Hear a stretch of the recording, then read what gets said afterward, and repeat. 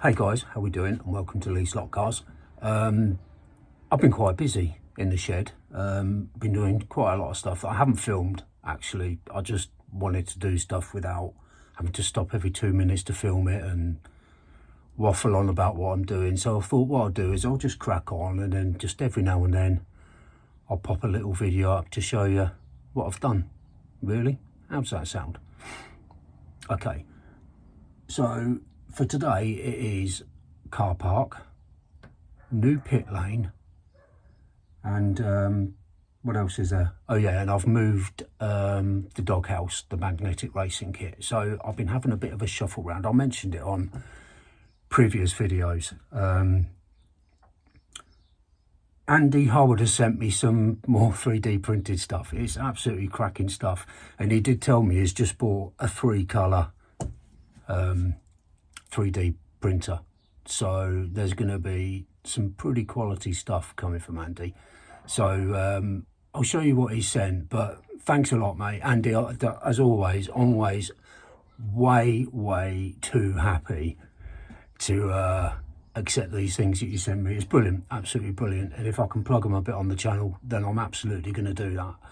So let's have a look at the old track and we'll see what I've been up to. First of all, there used to be a car park over there. I did a big project, a big build of a car park, and although I loved the actual car park, I really didn't like the way it sat in that corner. I was never really truly happy with it. So I've obviously moved that. I went through it in the last video, and I've rebuilt it over here. Now I've pretty much used all the parts from the old one, but I've just had to take it all apart and reconfigure it all. So yeah, this is the car park. So it sort of starts around there. There's a floodlight in the way. That needs finishing off. So yeah, I've sort of kept the grey and yellow theme going, and we've got the old entrance door there, and then on the top layer we've got the pay machine at the entrance and 5 mile an hour speed limit, level 3. And then on the side here I've just popped some lights in. It won't show up because it's daylight. There's some down there, these might show up a bit better, but at night time it really pops out and looks quite cool. So yeah, that's the car park. I'll turn the lights off because, you know, don't want to waste the batteries in the day. So that's that corner done. This is going to be my sort of, what do you call it, sticker wall, for want of a better word. So I've got a few here. Daz sent me those that go onto the rotating billboard that I've got.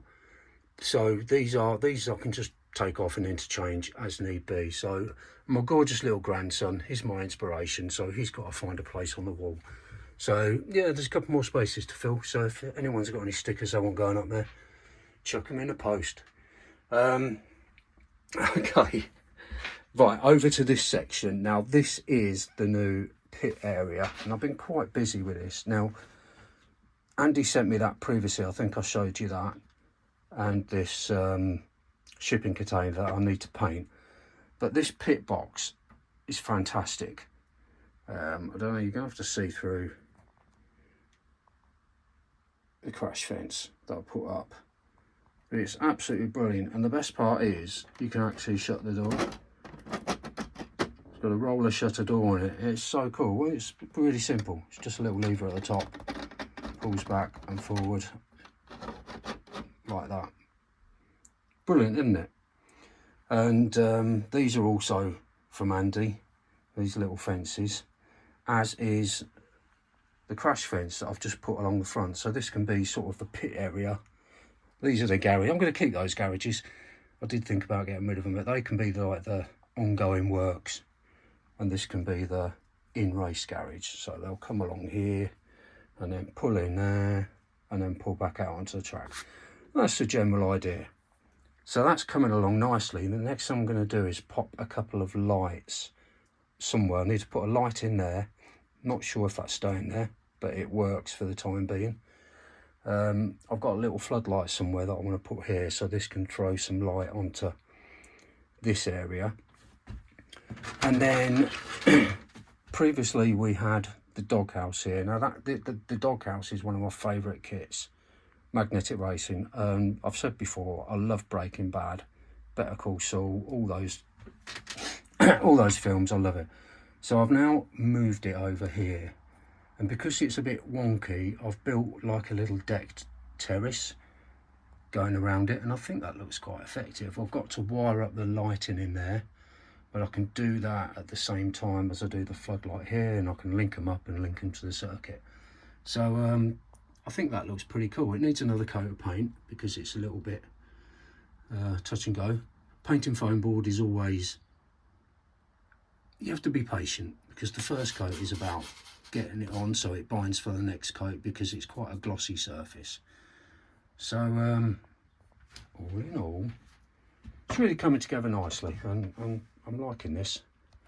The best thing about this layout is that it's a good layout to drive, and normally I'm itching to get on to the next one, but I'm not going to be doing that for some time, because this drive's an absolute treat. The addition of the hairpin bend here has really made it good, and I love the way you've got the sort of like an S bend coming into it and then back round. So yeah, really like the layout.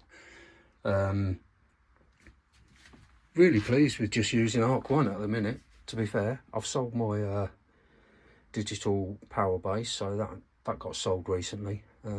At some point I will go for the Arc Air, because I like the idea of wireless controllers. Then I can be stood over here with a full view with a wireless controller running the whole thing. So that's next on the shopping list, I think, at some point. But there you go, I've been busy. The next thing I'm going to do, or maybe not the next thing, but one thing I'm going to do, is I've got loads of buildings from a previous layout, as in pictures of buildings. So they are going to go all the way around the perimeter eventually. So it will give a backdrop.